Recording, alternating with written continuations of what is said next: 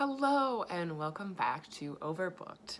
I'm Amanda and today we're going to be going over my July and August wrap-up. So before we get started, there's a lot of stuff happening in the world. So I'm going to link a lot of things below, resources for people to donate to, things to check out. For example, I will be linking Jacob Blake's GoFundMe and the petition that you can still sign, some organizations that are close to me in Detroit and I think that deserve continued donations as well. I've said this in past videos before, and I really want everyone to go and support Jacob Blake and Breonna Taylor and George Floyd, but I also want people to, help out their own community. It's just, I think a lot of things need to awaken in our own communities to see that collective global change. So make sure that you're looking into your community and seeing what you can do as well. I'm actually kind of sad because there's a lot of marches and protests going on right now and I can't partake in them. Chandler and I have been gone for a bit. We went to 2 weddings, which was a very hard decision to make to go to. So we had one wedding in July where I was a maid of honor and we self-isolated the best we could with each other and Chandler's mom. And then we decided that we would spend a month with our family waiting for the second wedding, which was larger, and that's the wedding that Chandler was a groomsman in. And we have come back home after that wedding and we are self-isolating for 2 weeks to ensure that we do not spread anything that we might have gotten. So right now it's kind of hard because I follow a lot of people on Instagram and watch them, and they're doing a lot of great things, marches and protests, and I really want to be involved, but I can't right now, which is fine. So I'm just trying to share their message, donate to their organizations. That's my intro to my wrap-up video because I think there's just a lot of things happening in the world that we all need to be aware of and that we all need to contribute to and help out with. If you've watched my TBR video before I went on this trip, I was very ambitious and cocky. Let's see. I read 13 books in 2 months, which is, it's 13 divided by 2. Is that 6.5? I don't know. So like average, what I usually do. It wasn't anything great. I thought that when I was gone, I would read like above and beyond. But what actually happened was I spent time with my family. So I actually didn't have as much time to read every night because every night I was spending time with my family because who knows when we'll be going back. It's scary out there. It's scary. Let's get into what I actually read. The first book I read for July was The Flight Girls by Noelle. And I have a whole rant review on this and you should check it out. Obviously I didn't love it and it just wasn't great. It's just, it's supposed to be about this badass chick who loves flying and she's a pilot during World War II, but not for the military. Let's not get ahead of ourselves here. Women don't have that many rights.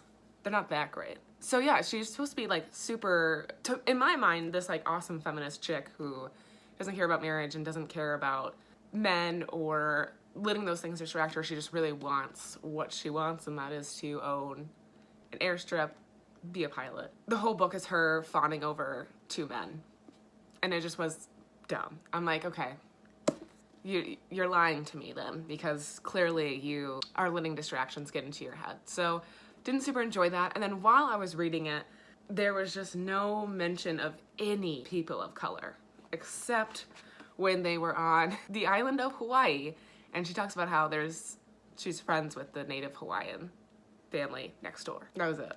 And then I was like, I feel like there was a lot of people of color involved in World War II. So, which there was. I linked a lot of stuff below in my rant review about how there was black pilots and black female pilots during World War II. So just kind of really disappointed that that wasn't even mentioned in the book. Yeah, I don't know. It just wasn't great. There's a lot of better World War II historical novels out there that I think you could find that are better than this. Maybe I should do a video. Historical fiction is like my favorite genre. So maybe I should do a video on like my top favorite historical fiction books. She wouldn't make it. So the next book I read was Talking to Strangers by Malcolm Gladwell, and I was recommended this book from my brother-in-law, and he was like, man, it's like listening to like a podcast. And it was actually really, really interesting. It starts with Malcolm Gladwell talking about the arrest and eventual death of Sandra Bland, and how the cop and Sandra Bland were essentially talking to each other, and like how they were both strangers to each other, and how the cop could have approached the situation of pulling Sandra Bland over and talking to her better, essentially, and how that could have gone differently, and how it could have gotten resolved so much quicker if we talked to strangers with more awareness, I guess, or more like just less bias, I guess. And it was just a really interesting read and listen. So he takes us through, he starts with that, but then he goes through a lot of different scenarios where there's situations where talking to strangers just went horrible, or how it could have gone different, or how we perceived a stranger's recollection weirdly, or we didn't believe it, but it was real. There's like a CIA investigation with Russia, and there's a murder case where the person on trial just didn't seem sympathetic and didn't seem like she cared, but she didn't do it. They also talked about the sexual assault case in Michigan with Larry Nassar, and another related case to that. And it was just kind of very interesting to look and examine how we do truly relate to people or strangers, or in like the Larry Nassar's case and the other sexual assault case. I can't remember the guy's name, but it was also another famous one. Was like how we feel like we know somebody, so it doesn't add up. Like, I'll keep going with Larry Nassar because I can remember his name. It's like all these people were like, I know Larry Nassar, he wouldn't do this, and he fucking did. It's just kind of weird how we perceive things. Like, we would rather believe this person who we know and we trust and blah da da, compared to this stranger's account of their behavior, which is actual and factual and true. And it was just kind of interesting. And then he brought it back to Sandra Bland, and he goes over all the lessons that he's taught us and the other stories and applies it to that case. It was just really, really interesting. I really thought it was a timely thing to read, especially since it came out last year. So, but it really made a lot of sense and really makes me feel like I need to really be aware when I go into conversations when I don't know somebody, and just kind of like really, not that you should trust anyone you meet, but really like kind of give them the benefit of the doubt before you just disregard them. Anyways, it was really good. I think I gave that like 5 stars. So the next book I read was Get a Life, Chloe Brown by Talia Hibbert, and I love this book. I also have a book review on it, so I'll link that below, and I'm already getting way over time, so you can check that out. I loved it. Really, really good. It was such a good, light, fun read, and it was really steamy, so, and I love a good steam. I love it. The next one I read was also a very steamy book. So I read the Bromance book club by Lyssa K. Adams. I'm like trying to read her name on my Goodreads thing, but I'm not blowing up the book. This was a really fun book. I wouldn't say it was as great as Get a Life, Chloe Brown, but it was just as steamy. And it was about this couple, and the husband is a professional baseball player, and they are in the middle of like getting divorced, and he's like really upset, and he really wants to win his wife back. And lo and behold, his teammates on the baseball team have a book club where all they do is talk about romance novels, and they discuss how like they can apply that to their relationships and blah blah blah. So his teammates bring him into the book club and are trying to teach him on how to win his wife back and how to like really fix their relationship. So that was a really fun book, and you got to see both sides, so the wife and the husband, which I thought was fun. It was a fun book. This was like the last book I read right before I left, and I listened to this on Libby. I think I gave this, let's see, what did I give it? 4 stars. So I borrowed these books. I think I've told you guys this a million times. I borrowed these books from somebody from my book club, and I need to return them. It's been months, probably 6 months. more. So I read You by Caroline Knipes, whatever, who knows.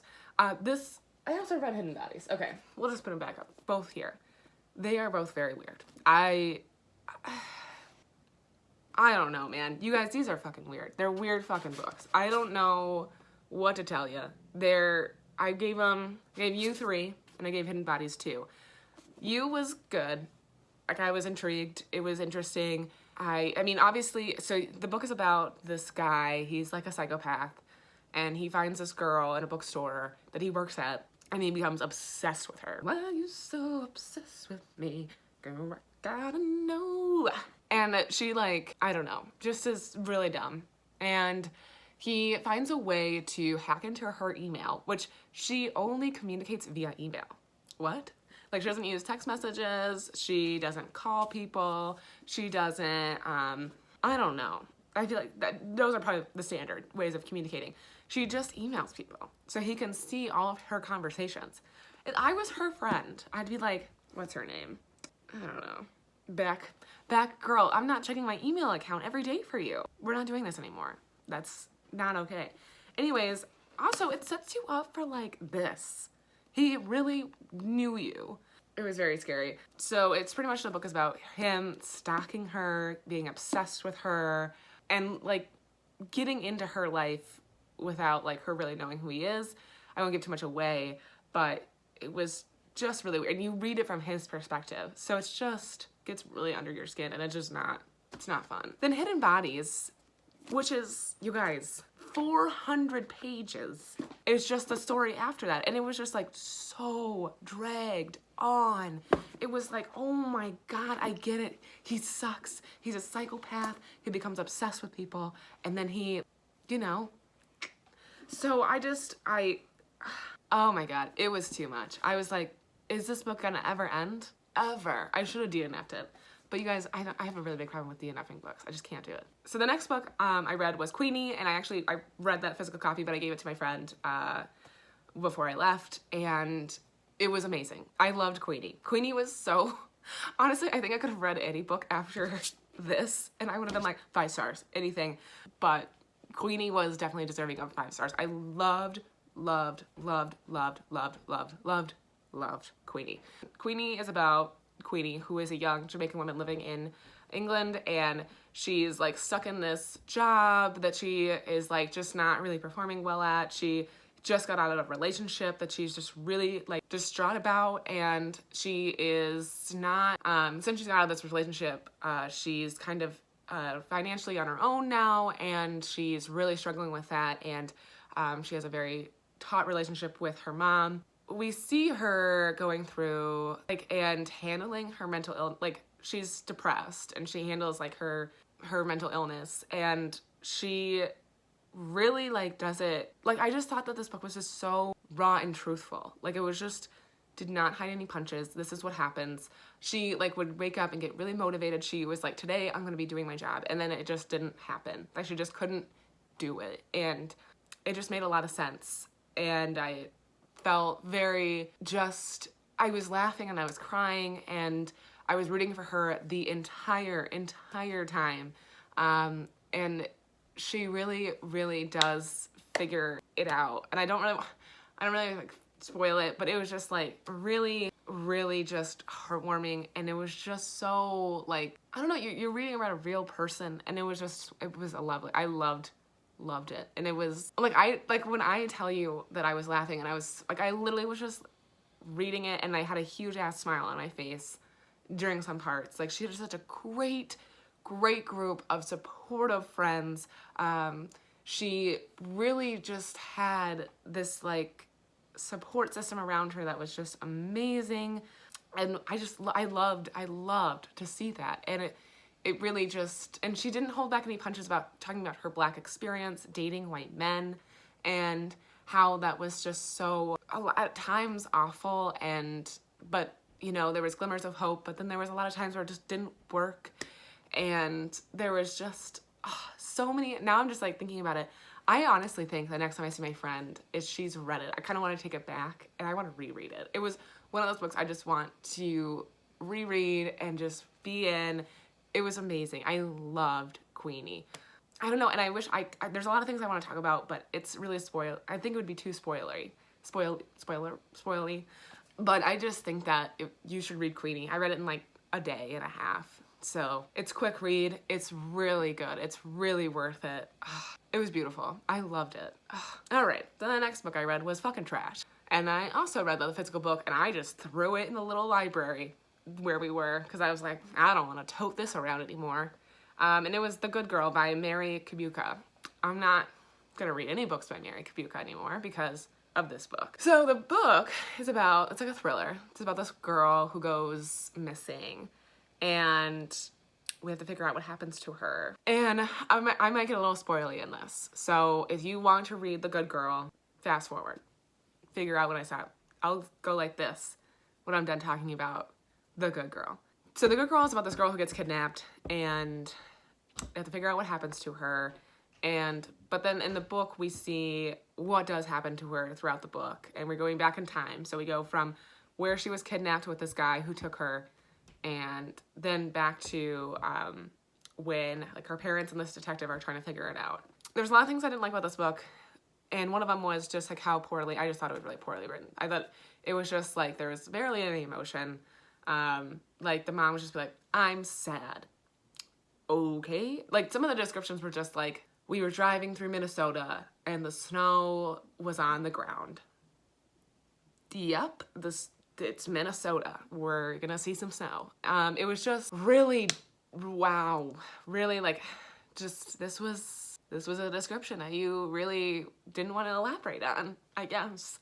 So I just really didn't like that. I thought the characters were just so bland. I thought that like the detective kind of sucked. Like he was rude to people, like, and then he was like trying to get with the mom of the girl, and then like the mom of the girl was trying to get with the detective. The girl's dad sucked. I don't know. Clearly at the end we find out why.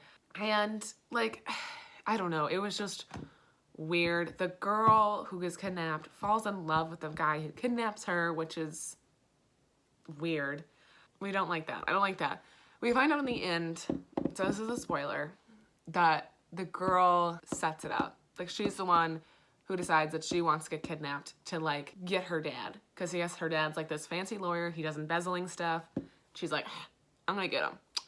I'm gonna get him. And like she was gonna have this guy kidnap her and then like pay this guy a bunch of money and then expose her dad essentially. I don't really know how she thought this was gonna work out. Because she could have, I don't know why she was gonna expose her dad herself. I don't know. But the thing that I hated the most about this book was, I mean, it was super predictable. It was kind of really not well written, and characters were super bland. It was really, really racially discriminatory. Like it was like there was like racially stereotyping, I guess, or really making it a point when you were talking to a black character. It was, when you first start reading the book, you're immediately thrown, like, so it takes place in Chicago. And the detective's driving around and he's like, yeah, there's a lot of African Americans and Latinos that live in this neighborhood, so it's pretty dangerous. I'm like, what? That just was throughout the entire book. Like, yeah, the guy was really nasty. He was really mean and he was really tough and he was really like scary and stuff. Oh, by the way, he's black. He's black as night. Yeah, when this author likes to not describe like snow or people's emotions, she really drives home that somebody's black. Black as the night sky. He was black as tar. He was black on as something little blah. Like, we got it. We got it. He's black. I don't. Why? Why are there all these extra explanations? The part that got me though was the last chapter when the chick is at the like she's setting up this kidnapping, and of course the big honcho, the big bad guy, he's black, and we get to figure that out because our main character tells us that like about, I don't know, 1,000,000 times in like one page. But she also keeps reminding us that she's in a place where she's the only white girl and she's surrounded by black people. And I'm not telling you guys, like every paragraph it's like mentioned. I wish I would have kept it and I could have highlighted it for you, but it's literally almost every paragraph where she's like, I look around and I'm the only white person here. I must be in the right spot. Look at all those black people over there. I'm the only white person here. How does this pertain to the story? It doesn't. It doesn't. It doesn't. It was awful. I felt like I needed to like take a shower after I read this book because it was just dumb. It was dumb. I hated that. I would just like look at Chandler in the car because I would read it in the car while we were going from place to place, and I'm like, this book just said this. I don't understand how she got away with this. I don't understand. And she is like, she's written other books, like The Other Misses. I've almost read some of her other books for a book club because the girls in my other book club love thrillers. And I'm like, yeah, me too. Let's go. Yeah, no, we're not doing that anymore. No, I don't recommend. I gave it 1 star. If I could give it 0 stars, I could. You don't read it. Oh, I hated it. The next book I finished because I've been listening to it this entire time. So when I started my road trip, I started listening to the book called Stand from the Beginning by Ibram X. Kendi. And it is the whole kind of like history of racism in America, starting with like black perception in like overseas, like in Europe and Africa. So starting from that, and then how people got brought over to America, and then the racial history of America. And it was very, very, very in-depth, very detailed, very informative. It's like, when I listened to it on audiobook, I think it's like 18, 19 hours long. So it really, really, really tells you a lot of information and a lot of things. And I felt like the last couple chapters were also just really interesting. I really liked learning about what's going on currently. Like, so he talked about like Clinton's administration, and then he talked about the Obama administration. And just how it's still really not different. Things still need work, a lot of work. And then he also talked about 3 categories, which I really thought were interesting. And I didn't really put them in my mind that way, but it makes a lot of sense. And I will definitely start using those categories. So there's racists, and then there's assimilators, and then there's anti-racist. So obviously if you're racist, you're racist. And then the assimilators just want races to assimilate to the white race. They just want them to blend into society. Obviously they want equal rights for people of color, black people, Latinos, etc. But they want them to get that by assimilating into the society that they're in. And then there's anti-racists who are trying to give equal rights for these people, regardless of if they assimilate or not. It doesn't really matter. They shouldn't have to get these basic human rights. And then he also looks at 4 key players in the racist journey of the United States. I can't remember what the first one was. There's Thomas Jefferson. He looks at and examines that, which was interesting. He also looks at W.E.B. Du Bois and how he started as an assimilating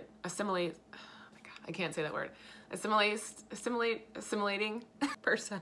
And he moved throughout his life into anti-racist works. So how that transition started. And he also looked at Angela Davis and her anti-racist work. So it was really, really, really interesting. And I just highly encourage you to check it out. I had it on, I got it from the audiobook app Scribd, and which is $10.99 a month. But it's also, I think, on Libby. So there's a really long line, but if you wanted to wait, definitely get that there. And then if you, I'm sure you can get the physical copy from the book. I would have really actually liked to read the physical copy. With audiobooks, I feel like sometimes I miss things, and I think with the actual physical book, I could have gotten a lot more out of it. Or this probably could be where I see a lot of like bookstagrammers do where like they read a book, physical copy, and then they also listen to it. Like they'll go back and forth. And I think this would be a really good book to do that with. So I really enjoyed it. I thought it was really informative, very well researched. So I gave it like 5 stars. So it was great. The next book I read, we're almost to the end, 4 more books, was Into the Water by Paula Hawkins. And this was a thriller. It's about the same author that did Girl on the Train. And I really liked this book. I thought it was really interesting and captivating. The beginning is kind of weird, but it's like they're just setting up a lot of characters. The book goes back and forth between a lot of characters. I would say like 5 or 6. And it's really confusing at first, which I wasn't a fan of, but I really was a fan of at the end of the book. So we talk about this, so we're in like England or something, Scotland, I don't know. But we're in this little community, little town, and they have like a pool that has like rocks overhead, and they call it like the drowning pool because a lot of women have either fallen to their death, pushed off their death, or were drowned in that pool. It was like one of the pools they used to like verify if women were witches. Yeah. If you drowned, you were not a witch. And if you floated, you're a witch, which makes sense. Lots of sense. In the book, they even talked about how if the woman drowned, they were like, oh my gosh, she's not a witch, get her, get her, get her. And then they would raise her up, and they're like, all right, let's try again. Oh my God. Oh my God. I don't get it. People are crazy. There is 2 suicides that happen like within months of each other. And one is a young girl, and the other is a mom who is a mom of the friend of the girl. So they're like linked together. There's a lot of like connections between the 2 deaths, and like the book looks and examines these deaths and sees like what's going on and how they're connected. It's really interesting. There's this huge plot twist at the end. Last chapter, you're like, what the? Didn't see that coming. So I actually really liked that. It was really good. I really enjoyed it. And I think I gave it like 4 stars. Next book I read was an audiobook, and I read this starting on the way home. And it was Drakmir by Gia Tolentino. Gia Tolentino. I really like this book. I got this book recommended to me a long time ago by a coworker. This is one of the books I've had on Libby for like, I think I've had it on there since January. And I finally got it. So I read it. It's a lot of short stories.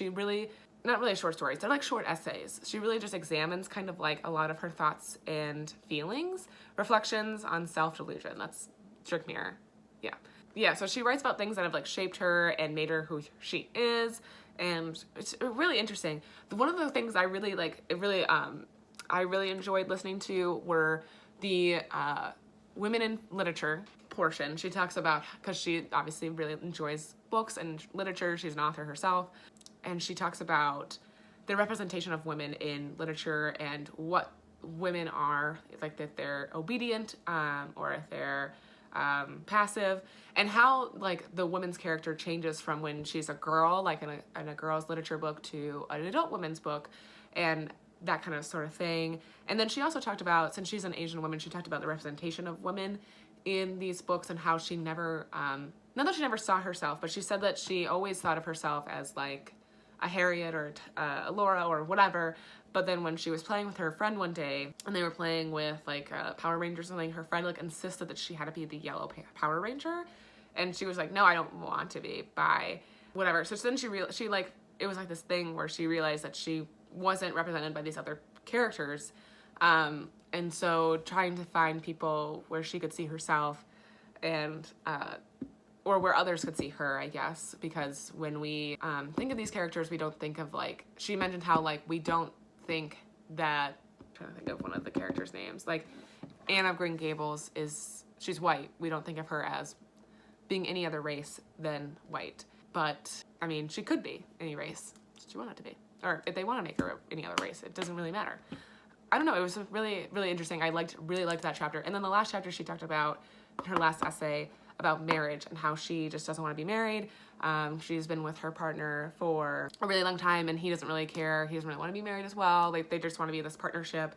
And how marriage is this thing that's so, I don't know how to describe. I really liked how she described it. Pretty much just like these weddings, we pour all of these things into to start this marriage, and it's almost not really like worth it. And it was really interesting because I am engaged right now, and I've been pouring a lot of energy into my wedding, and it's really, really true. I also have been watching a lot of women around me getting married and getting engaged, and it's like the man sits there, he proposes to you, and then, assuming this is a heterosexual couple, and then the woman goes off and does this year-long worth of work to get ready for this one day. And it is like when you're sitting there and you're like, I was like listening to her and list off all the things that she has to do, like She has to get the save the dates right. She has to pick out the color. She has to pick out the location, the venue, the budget, the list goes on. And you're like, yeah, it sucks. And I really do struggle with that. Like, it is hard to, like, I am very, very insistent that Chandler is an active participant in our engagement and in our marriage, because he should be. And he is a willing participant as well. It's not like I'm forcing him to be. I think that there's like this huge, really thing with marriage that's like very misconstrued, that it's like this thing that happens and it's magically different afterwards, and how the wife has to do all these things. And I truly think that marriage is like this partnership, and you're just stealing the partnership. I don't really think it's needed to steal the partnership. I want that for my partnership with Chandler, but I think if you don't have that, that's fine. And this essay was just really talking about that, and really got into the down and dirty. And I was like, at the end of it, I was kind of like, why am I getting married? But I do want to get married. So, but yeah, it was really, really interesting. I really liked that. I really enjoyed it. I gave that 5 stars. The next book I read was, which I've been reading forever, was White Rage by Carol Anderson. And this just looks at just the unspoken truth of our racial divide in America. It starts during slavery and goes into current times. So the most recent thing that she got into was the electing President Obama, and then she has an afterwards of the election reimagined when Donald Trump is elected.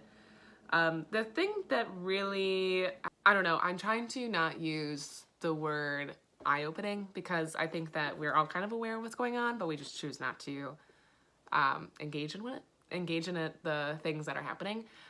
But I don't think I actually truly knew how, it's shame on me. I don't really think I realized how suppressed Black voters were, and how diligent some politicians are on ensuring that they don't have the right to vote. Yeah, it was nuts. I really, and then like this book is also just really well researched. Like here, these are her notes. It's extensive. So I think it was just really well done, and I really enjoyed it. I really liked this. It was eye-opening. It was really informative. It taught me a lot of things, and it taught me that I need to be very diligent, very aware of what's going on.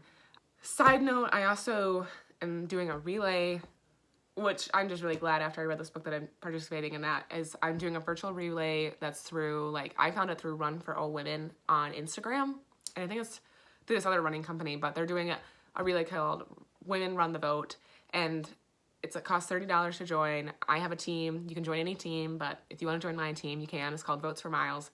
It's $30, and almost the whole portion of the $30 goes to Black Voters Matter, which is an organization that helps marginalized communities and oppressed communities get access to voting, and helping them guarantee they get registered to vote and vote. So I definitely am excited about that. So if you guys have any questions about that, you can ask me in the comments below, and you can definitely join my team, because voter suppression is real and we're not here for it. The last book I read this in one day yesterday, is the Meet Cute Club, is Jack Harbon, and I found this through Mina Reads. She's really cool. I'll link her below. And it was just a really cute book. It was just a cute book of these two guys falling in love, and one is really into romance books, and he's in this club that he started called the Meet Cute Club, and he always goes to this bookstore, and the guy working makes fun of him and his purchase, but they come to, this little understanding, and the guy joins his Meet Cute Club, and they both try to turn it around, because it's kind of declining. But it's a really cute book, really cute, just a lovely, nice, distracting read during these times. So I really liked it. I'm really over time here, guys, so that's it. I have a lot of things below in the description, so check them out. Make sure you like and subscribe, and I will see you guys next time.